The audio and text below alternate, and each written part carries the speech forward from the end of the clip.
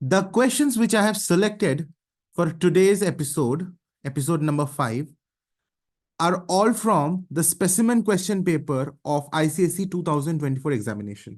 इसका मतलब इस बार तुम लोगों का जो एग्जाम होने वाला है 2024 में, उसके लिए जो स्पेसिमेन पेपर काउंसिल ने अपने वेबसाइट पर पब्लिश किया है, उस स्पेसिमेन पेपर से light chapter, light unit, basically light unit के क्वेश्चंस को आज हम सिलेक्ट किए हैं.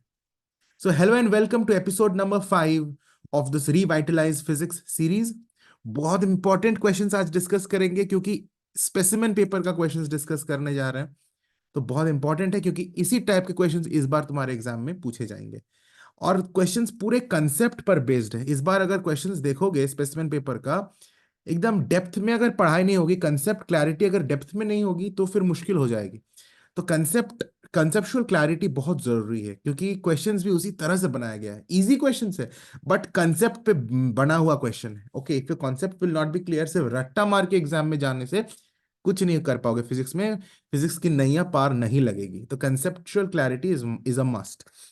Okay, so I will be also brushing up your concepts as and while we come across different types of questions. Okay, so first question here is an MCQ type question. इस बार के specimen paper में है, तुम लोग देख लेना.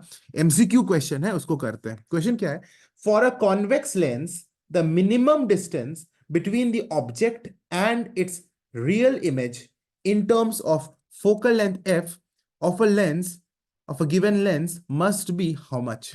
देखो, initially question को जैसे ही पढ़ोगे ना तो तुम्हें हार्ड लगने लगेगा, समझ में नहीं आएगा. लेकिन जरा सा इसको समझो, इसको तोड़कर समझने का कोशिश करो तो क्वेश्चन बड़ा इजी है. फॉर अ कॉन्वेक्स लेंस, तो हमें कॉन्वेक्स लेंस के बारे में क्वेश्चन है.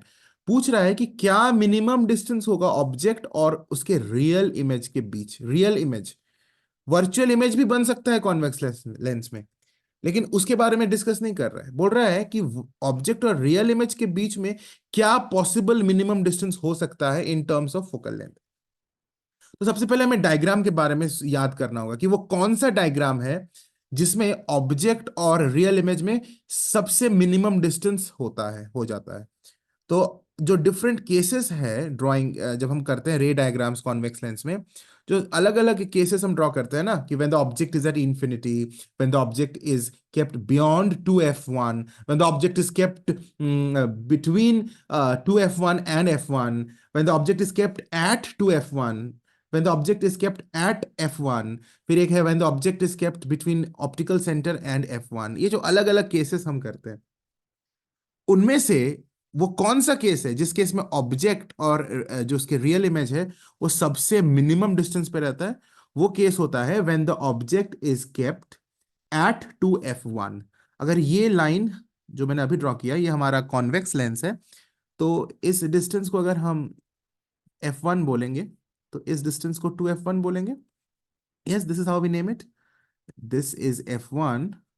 So this point will be 2f1, right? Let me write it here, 2f1. Similarly, इस साइड हमारा f2 होगा और यहां पर 2f2 होता है. ये कॉन्वेक्स लेंस का हम बोल रहे हैं.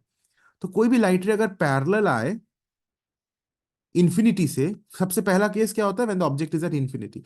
तो इंफिनिटी से अगर हम दो रे को कंसिडर करें, दो रे को कंसिडर करें, तो सबसे पहला केस का हम बात करें, case 1, when the object is at infinity. क्योंकि मुझे कॉन्सेप्चुअल पूरा क्लैरिटी तुम्हें देना है, इसलिए मैं एकदम बेसिक लेवल से डिस्कस कर रहा हूं. मैं ये मान रहा हूं कि तुम्हारा इस बारे में कंसेप्ट बहुत क्लियर नहीं है, तो उस हिसाब से मैं तुम्हें एकदम बेसिक लेवल से बता रहा हूं. तो सबसे पहला केस क्या होता है? When the object is at infinity. ये सब ऑब्जेक्ट बहुत दूर इंफिनिटी पर है, और इंफिनिटी पर जब ऑब्जेक्ट रहता है तो वहां से जो लाइट रेज आते हैं वो पैरेलल टू प्रिंसिपल एक्सिस होता है. ये लाइन जो है ये प्रिंसिपल एक्सिस है, उसके पैरेलल लाइट रे आया और वो रिफ्रैक्शन के बाद यानी लेंस से पास करने के बाद f2 से पास करेगा, मुड़ जाएगा. और कहाँ से पास करता है? सेकेंड फोकल पॉइंट से, f2 से. तो इमेज भी यहां पर बनता है, ये पॉइंट f2 पर इमेज बनेगा, f2 पर ही इमेज बनता है. तो इस केस में ये रियल इमेज होता है. यहां पर जो इमेज बनेगा ना, एकदम very very diminished, highly diminished, वो होता है रियल इमेज. ये रियल इमेज हो गया. और ऑब्जेक्ट कहां पर है? इंफिनिटी पर. तो ऑब्वियसली इंफिनिटी पर ऑब्जेक्ट और रियल इमेज के बीच का डिस्टेंस बहुत ज्यादा होगा. But this question is talking about minimum distance between the object and the real image, और ऑब्जेक्ट तो भी बहुत दूर है. तो ये केस तो वो डायग्राम हो ही नहीं सकता जिस केस के बारे में ये क्वेश्चन पूछा गया है। उसी तरह से अगर हम नेक्स्ट केस को ड्रॉ करें, जो ये इस केस को डिस्कस करता है, when the object is beyond to F1। तो एक मिनट में इसको क्लियर कर दूं, थोड़ा सा साफ सुथरा बना दूं, साफ साफ कर दूं, तब ना ये देखने में अच्छा लगेगा। हाँ, ये हो गया हमारा क्लियर स्क्रीन। ठीक है, अब ऑब्जेक्ट को हमने रखा बियॉन्ड 2F1। ये ऑब्जेक्ट है 2F1 के, ये हमारा 2F1 है बेसिकली। इस पॉइंट को 2F1 बोल रहे हैं, इसके पीछे हमने रखा बियॉन्ड। तो इस बार लाइट रे कैसे आएगा? एक लाइट रे हम निकालेंगे पैरेलल टू प्रिंसिपल एक्सिस, जो ऑब्वियसली F2 से पास करेगा, दूसरा ऑप्टिकल सेंटर से पास करेगा, तो अनडिवाइडेड पास हो गया। तो यहां पर कहीं हमारा इमेज बना, इधर इधर इमेज बना। तो ये अगर ए बी ऑब्जेक्ट है, ए डैश, ऊपर में बी डैश होगा और नीचे ए डैश, तो ए डैश बी डैश इमेज है। ये भी रियल एंड इन्वर्टेड है, लेकिन क्या ये डिस्टेंस मिनिमम पॉसिबल डिस्टेंस है? ऑब्जेक्ट से इमेज के बीच का जो डिस्टेंस है, इस डिस्टेंस की बात की जा रही है। Are you getting my point? Object से, ये ऑब्जेक्ट, ऑब्जेक्ट से इमेज तक का डिस्टेंस, ये डिस्टेंस किस केस में मिनिमम होगा?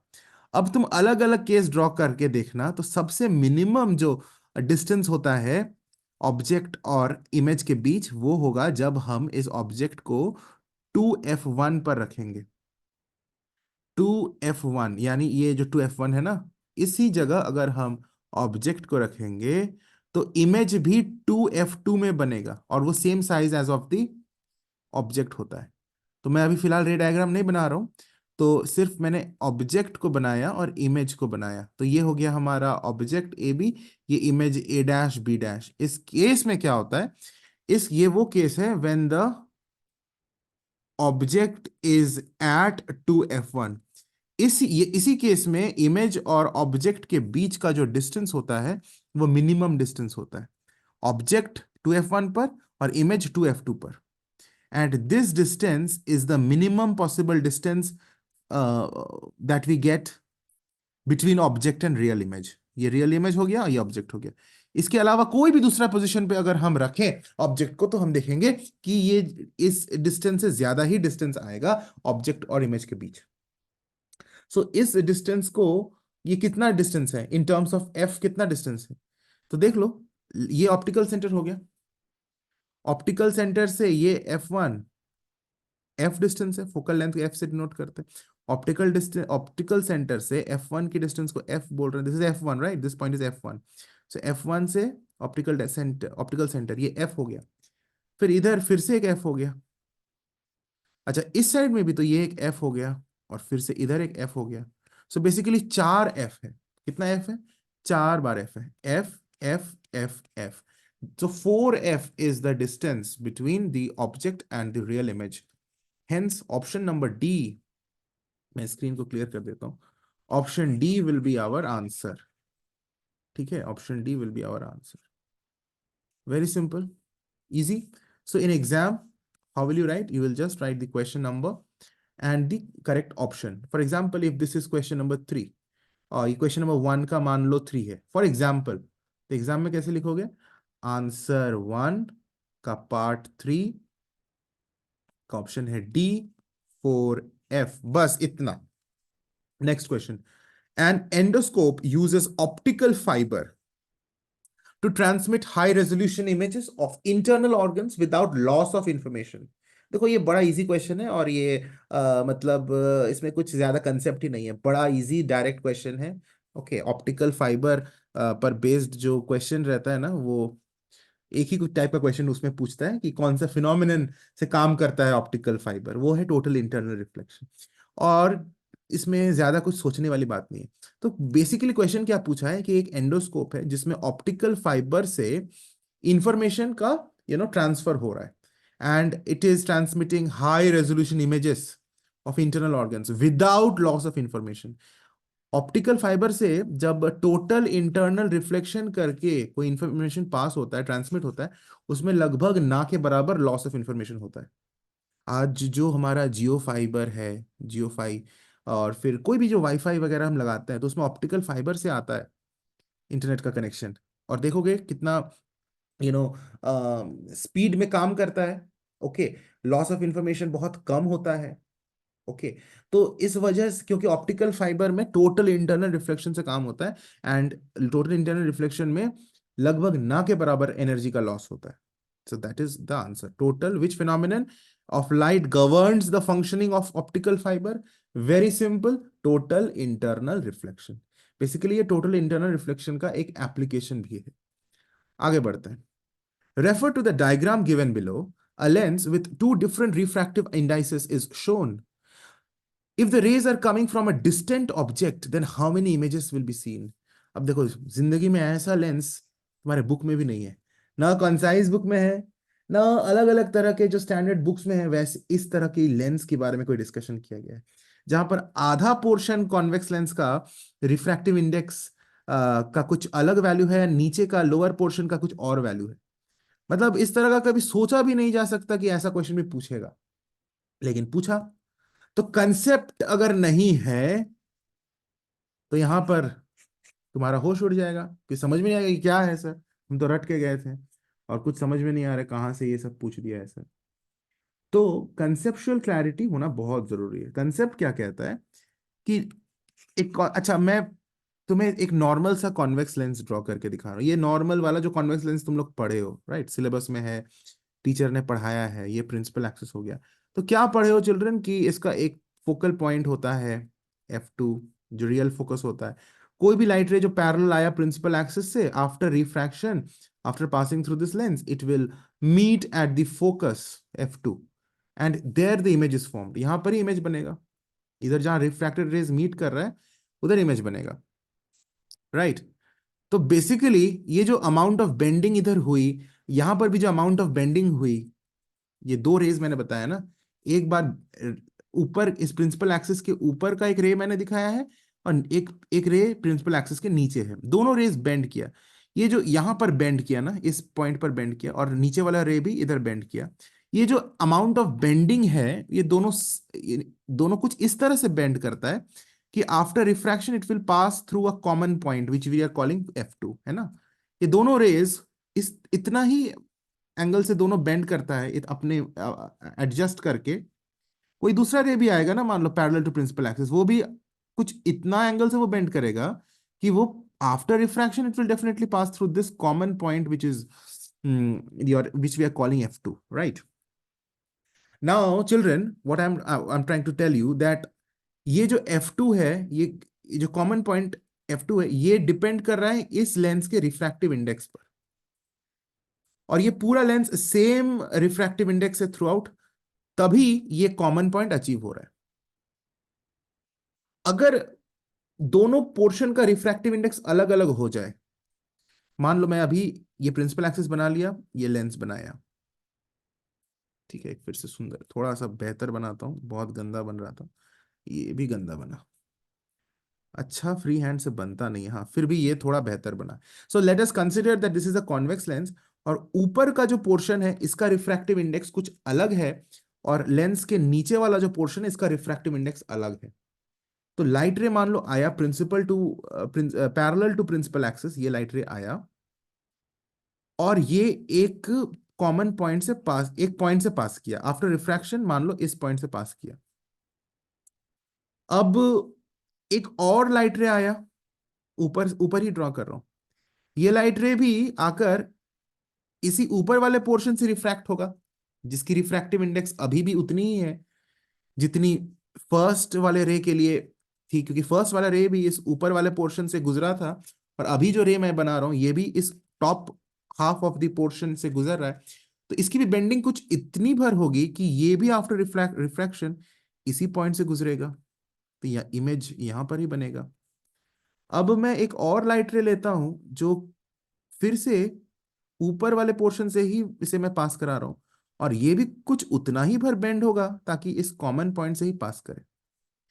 तो ये तीनों लाइट रे इस कॉमन पॉइंट से पास कर रहे हैं, और ये तीनों लाइट रे लेंस के उस पोर्शन से रिफ्रैक्ट हुआ जहां पर उसकी रिफ्रैक्टिव इंडेक्स सेम है थ्रू आउट। लेकिन अभी हम एक लाइट रे ड्रॉ कर रहे हैं जो लेंस के नीचे वाले पोर्शन से जा रहा है, अब इसका तो रिफ्रैक्टिव इंडेक्स अलग है ना, किसका, इस lower portion of the lens का।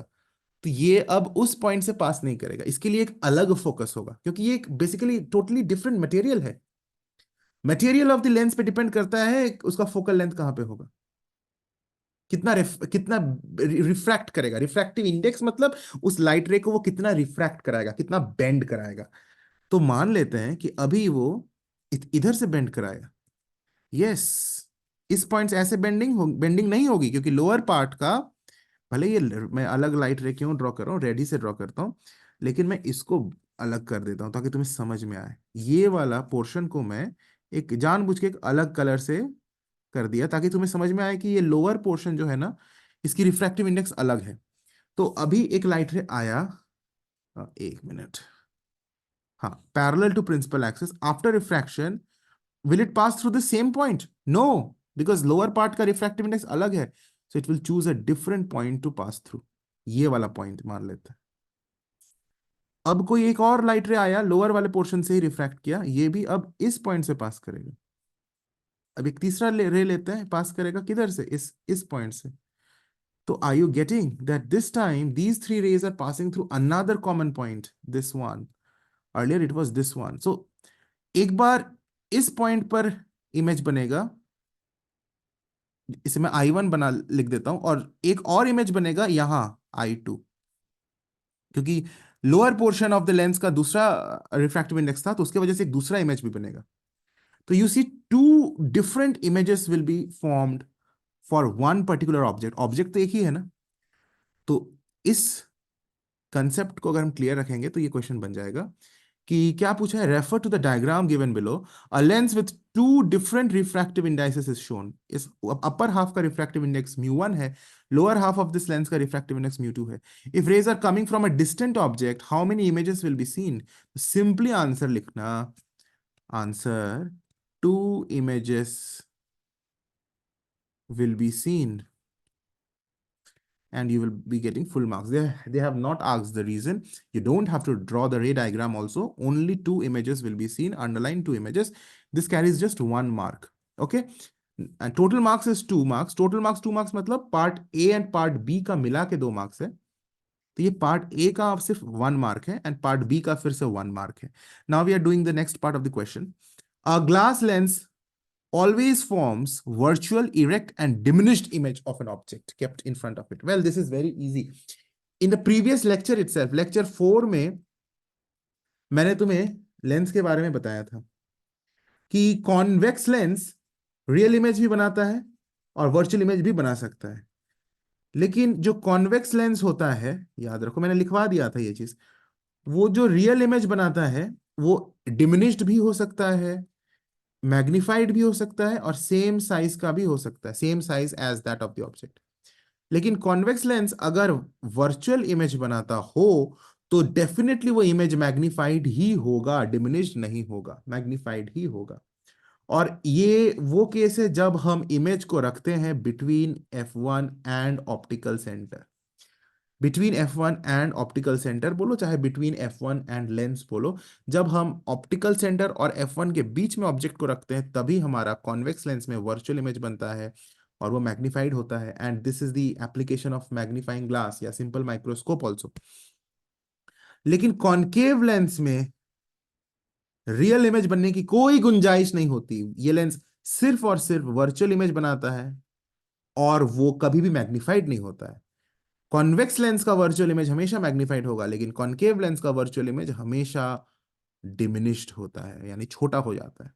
और वो भी same side of the object बनता है। वर्चुअल इमेज हमेशा same side as of the object ही बनेगा, चाहे वो कॉन्वेक्स में हो चाहे कॉन्केव में। लेकिन कॉन्वेक्स लेंस का वर्चुअल इमेज मैग्निफाइड होता है, कॉन्केव लेंस का वर्चुअल इमेज डिमिनिश्ड होता है। यहां पर पूछा है, अ glass lens forms always forms a virtual, erect and diminished image. तो वर्चुअल एंड डिमिनिश्ड देखकर ही पता चल गया कि वर्चुअल एंड डिमिनिश्ड सिर्फ और सिर्फ कॉन्केव में पॉसिबल है।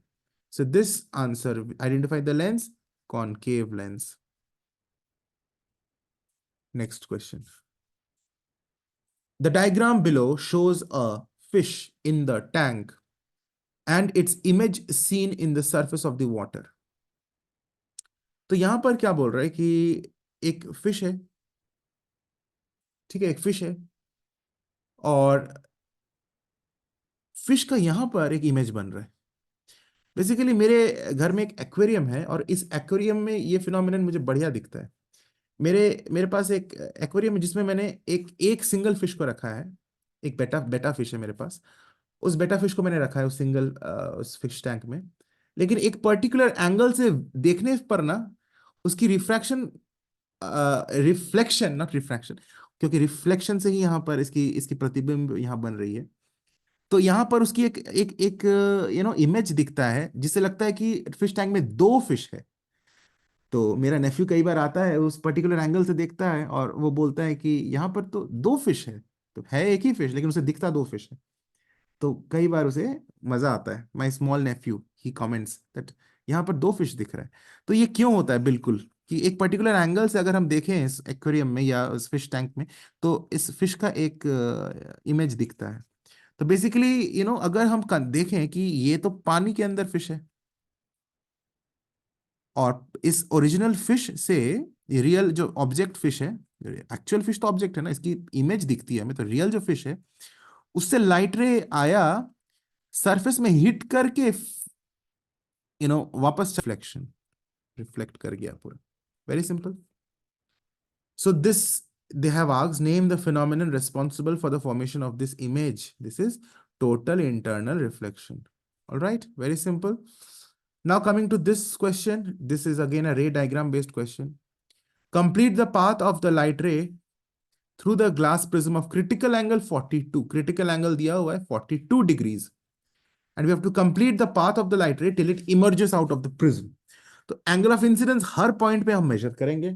अगर 42 डिग्री से ज्यादा हुआ तो टोटल इंटरनल रिफ्लेक्शन होगा। अगर 42 डिग्री के इक्वल होगा तो सरफेस के ऊपर से पास करते हुए रिफ्रैक्शन होगा, मतलब 90 डिग्री होगा angle of refraction. Okay, otherwise क्या होगा? अगर क्रिटिकल एंगल से कम है एंगल ऑफ इंसिडेंस, तो नॉर्मल बेंड करते हुए वो रिफ्रैक्ट कर जाएगा। तो यहां पर फिगर में ये 90 डिग्री दिया हुआ है ना, और ये 45 दिया हुआ है, तो undoubtedly this will also be 45 degrees without any doubt. Now this light रे इज कमिंग स्ट्रेट, एकदम स्ट्रेट आ रहा है, इधर देखो ऐसे। और ये यहां पर एंगल ऑफ इंसिडेंस जो है इस पॉइंट पर ऑब्वियसली 0 डिग्रीज है, क्योंकि ये नॉर्मल, ये भी नॉर्मल, ये नॉर्मल है, और एंगल ऑफ इंसिडेंस नॉर्मल के ऊपर से आ रहा है। So what will happen, the light रे, मैं इधर बना रहा हूं, द लाइट रे विल पास एक सेकेंड विदाउट एनी डेविएशन। तो ये लाइट रे अंदर इस तरह से स्ट्रेट घुस गया। कोई डाउट है? No doubt. इधर हम नॉर्मल बनाएंगे, राइट? नॉर्मल बना दिया। ये एंगल मुझे चाहिए, because this is angle of incidence, this angle I need to know. Which angle? This angle I need to know, only then I will be able to solve. तो हमें पता है कि ये 90 डिग्री होगा, क्योंकि वर्टिकली ऑपोजिट एंगल इक्वल होता है। तो अगर ये 90 है तो ऑब्वियसली ये भी 90 होगा। Okay, so this is 90, no doubt. This is already 45, we know it, so hence this is also 45। अच्छा, the whole angle is 90 degree, this whole thing is 90 degree, जिसमें से ये 45 है, तो ये भी 45 होगा। 90 minus 45 is 45. So angle of incidence at this point, let us call this point to be P. So angle of incidence at point P is 45, and 45 is more than the critical angle, which is 42, and hence total internal reflection will happen. So the light ray will actually go like this, reflection होगा ना। So angle of incidence 45 degree है, so angle of reflection भी 45 degrees होगा, और इस तरह से वो 45 डिग्रीज का एंगल बनाते हुए, तुम्हें ना अलग से फिगर बनाकर कॉपी में ड्रॉ करना है, मैं इसी क्वेश्चन में कर दे रहा हूं। यहां पर इस तरह से वो रिफ्लेक्ट हो जाएगा, रिफ्रैक्ट नहीं, क्या हो जाएगा? रिफ्लेक्ट, टोटल इंटरनल रिफ्लेक्शन होगी 45 डिग्रीज के साथ, इस तरह से। You have to write the angles as well. Now we have to decide what is the angle of incidence at this point. Let us call this point as point Q. ये वाला point है point Q. इधर कितना angle of incidence होगा? तो इधर 45 degrees होगा कि नहीं होगा? क्यों होगा सर? अरे भैया, the whole thing is 90 degree. So this part is 45. So hence this is also 45. 90 minus 45 is 45. Now consider this triangle. Which triangle, sir? This triangle. Consider this triangle, which I have highlighted with green color. उसमें ये angle 45 है, ये 45 है. So the remaining angle which is at Q must be 90 degree. This has to be 90 degree. If this is 90 degree, it means that this line is normal. Normal is always along 90 degree. It means that the angle of incidence at point Q is 0 degrees, क्योंकि वो perpendicular to the surface है. जब भी perpendicular to the surface होता है, angle of incidence is 0 degrees. तो ये light रे क्या होगा ना, ऐसे निकल जाएगा सीधा, कोई बेंडिंग नहीं होगी, तो ये निकल गया. And this is the complete diagram. तो तुम्हारा इस बार स्पेसिमेन पेपर में ये क्वेश्चन है, तो इस तरह का तुम्हारा एग्जाम में आएगा, मैं बता दे रहा हूँ. इस तरह से एक ट्रायंगुलर प्रिज्म दे देगा, किसी भी तरह का दे सकता है, इस तरह का दे सकता है, इसमें 90, इधर 30, इधर 60, ऐसे करके दे सकता है. और एक लाइट रे आया, इसका क्या होगा आगे, गति बताइए. तो they you can expect such questions. Okay, lecture 4 में हमने एक ऐसा क्वेश्चन डिस्कस किया था प्रीवियस ईयर से, और इस बार के स्पेसिमेन पेपर में भी ऐसा एक क्वेश्चन है. और इसका मार्क्स कितना है, ये 2 मार्क्स का क्वेश्चन है. This part A is 1 mark, this part 2, this diagram is 2 marks, ray diagram is 2 marks, so 1 plus 2 total is 3 marks. Clear? Now moving to the next question. This question is also in your specimen paper, और इसके लिए भी conceptual clarity ये तुम्हें पता होना चाहिए कि टेम्परेचर अगर इंक्रीज करेगा तो refractive index of the material decrease करता है. ये पता होना चाहिए. पार्ट ए को करने के लिए इतना कंसेप्ट तुम्हें आना चाहिए, ये तुम्हें पता होना चाहिए. Factors affecting refractive index of a material, ये टॉपिक है बुक में. Factors affecting refractive index of a material. तो उसमें पढ़ाया गया है कि temperature is one of the factors on which refractive index of a material depends. If temperature of a material increases, the refractive index of a material generally decreases. Inverse relation. तो क्या होगा यहाँ पे, refractive index of water is 1.33 at a certain temperature. किसी एक particular temperature पर water का refractive index 1.33 है. When the temperature of water is increased by 40 degree Celsius. अब पानी का टेम्परेचर हम बढ़ा दिए, इंक्रीज कर दिए, 40 डिग्री सेल्सियस बढ़ा दिए, 40 डिग्री सेल्सियस इंक्रीज हो गया. So what do you expect, if temperature has increase the refractive index must have decreased. तो अभी रिफ्रैक्टिव इंडेक्स x बन गया है. The refractive index changes to x. पहले 1.33 था, टेम्परेचर बढ़ाने के बाद वो x हो गया है. तो x का वैल्यू 1.33 से कम होगा कि ज्यादा होगा? ऑब्वियसली कम होगा, क्योंकि x की वैल्यू अभी डिक्रीज हो गई है. आई मीन x की वैल्यू मतलब रिफ्रैक्टिव इंडेक्स की वैल्यू डिक्रीज हो गई है. तो 1.33 से कम हो गया है, यानी x has to be less than 1.33. So this is correct. So state whether x is less than 1.33 or x is more than 1.33. So obviously x is less than 1.33. So you don't have to write the reason. Okay, they have not asked you the reason. If they would have asked you, you have to write that when temperature increases, then refractive index of a material decreases. Therefore, x is less than 1.33. But since in this question they have not asked any reason, you don't have to write. State two differences between normal reflection and total internal reflection. Normal reflection मतलब reflection through plane mirror बोल सकते हो.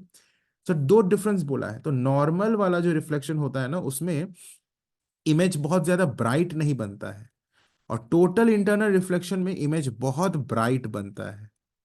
क्यों? क्योंकि total internal reflection में loss of energy नहीं होता है, इसीलिए तो ऑप्टिकल फाइबर ट्रांसमिशन में इसका यूज होता है. और नॉर्मल रिफ्लेक्शन में लॉस ऑफ एनर्जी हो जाता है.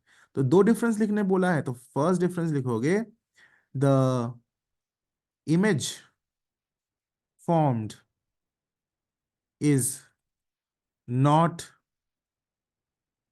That bright. उतना ब्राइट नहीं होता. इसमें the image formed is much brighter. Much brighter मतलब किसके तुलना में कंपेयर कर रहे हो? नॉर्मल रिफ्लेक्शन की तुलना में. ओके, सेकेंड पॉइंट वही लिखना, यहां पर loss of energy takes place, जो मैंने अभी भी बताया कि एनर्जी का लॉस इसमें होता है. लेकिन टोटल इंटरनल रिफ्लेक्शन में यहां पॉइंट नंबर 1 होगा ना, ये वाला. ये 1 पॉइंट फर्स्ट पॉइंट है, और ये सेकेंड पॉइंट. इसमें loss of energy does not take place.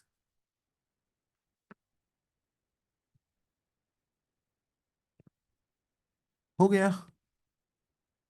और इसी के साथ नहीं, एक और क्वेश्चन है, मुझे लगा कि ये लास्ट क्वेश्चन था, एक और क्वेश्चन भी है, और इसको करने के बाद हमारा, मैं लाइन बोलूंगा, इसी के साथ हमारा वीडियो कंप्लीट होता है, लेकिन ये क्वेश्चन करने के बाद। ओके, एक क्वेश्चन है।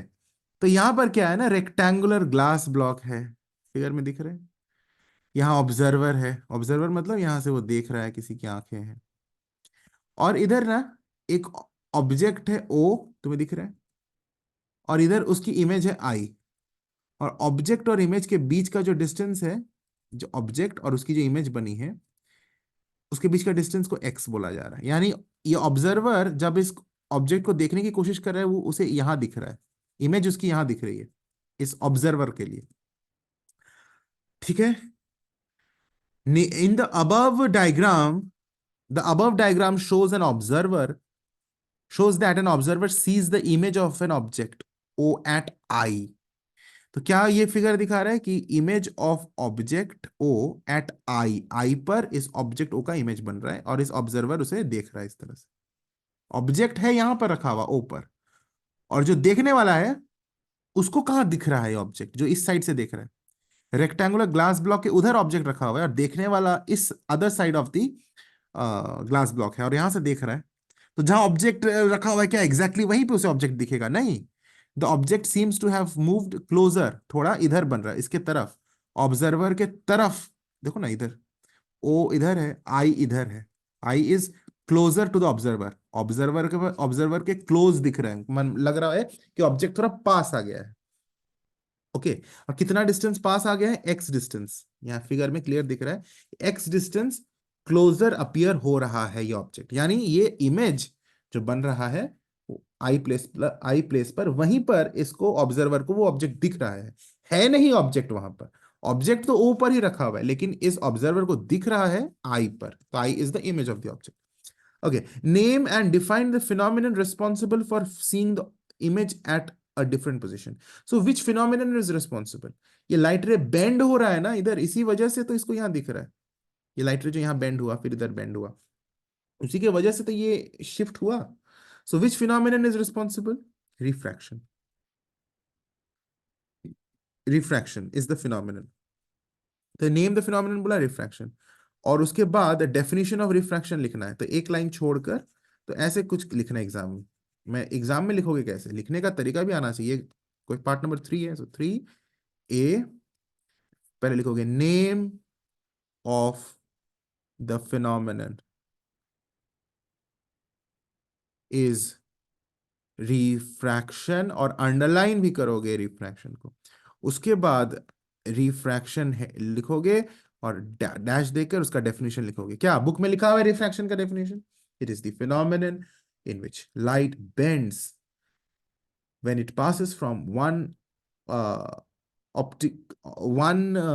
transparent medium to another transparent medium with different optical densities। तो बुक में डेफिनेशन लिखा हुआ है ना कि बेंडिंग अबव लाइट रे को बोलते हैं जब लाइट रे एक मीडियम से दूसरे मीडियम में जाता हो जिसकी ऑप्टिकल डेंसिटीज अलग अलग हो। तो can you right this? Very simple straight forward question. Define बोला है, डिफाइन भी कर लेना।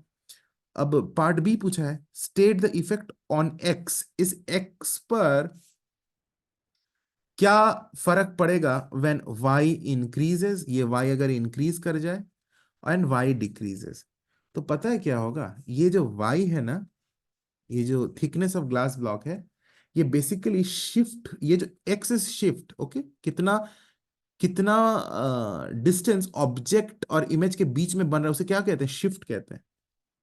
मतलब इतना शिफ्ट हो गया, मानो ऑब्जर्वर के लिए तो यही शिफ्ट है ना कि object has shifted this much. Object actually O पर रखा हुआ है, लेकिन नजर ऑब्जर्वर को आ रहा है कि आई पर है, यानी इतना शिफ्ट हो गया है ऑब्जेक्ट। एक्चुअली शिफ्ट नहीं हुआ है, उसे फील हो रहा है, इसे शिफ्ट बोलते हैं। तो shift basically depends on, this shift depends on the thickness of glass block, thickness of glass block। Book में देखना एक टॉपिक होगा, factors on which shift depends, उसमें देखना कि शिफ्ट इस फैक्टर पे डिपेंड करता है कि ग्लास ब्लॉक का थिकनेस कितना ज्यादा हो।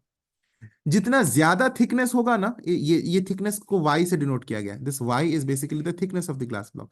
जितना ज्यादा थिकनेस होगा उतना ज्यादा शिफ्ट होगा। यस, जितना कम थिकनेस होगा उतना कम शिफ्ट होगा। तो वही पूछा है, state the effect on X when number one Y increases. तो when Y will increase, X will also increase. X also increases when Y increases, और दूसरा y डिक्रीजेस में x decreases, so x also decreases when y decreases. ठीक है, x decrease करेगा यानी y decrease करेगा, यानी thickness of the glass block decrease करेगा, तो शिफ्ट भी डिक्रीज करेगा। अगर thickness of glass block increase होगा तो शिफ्ट भी इंक्रीज होगा। मतलब y अगर इंक्रीज होगा x भी इंक्रीज होगा, y डिक्रीज होगा x भी डिक्रीज होगा। सिंपल हो गया। थैंक यू, आज यहीं तक। God bless you children. तुम लोगों का कमेंट्स का बेसब्री से इंतजार रहता है। पता नहीं चलता है कि क्या फायदेमंद हो रहा है, बेनिफिशियल हो रहा है कि नहीं, अगर कुछ लिखते नहीं हो तो कुछ जरूर लिख देना, ताकि मुझे लगे कि हाँ these lectures which I am doing, क्योंकि मेहनत लगता है ना करने में, तो अच्छा लगता है कि हाँ कुछ काम का तो काम हो रहा है, कुछ फायदा फायदा तो किसी को पहुंच रहा है। कुछ लिखते नहीं हो तो मुझे समझ में नहीं आता है। So I request you to write something and share this with your friends also, so that many others like you can also get benefited with this. God bless you children, take care, all the best.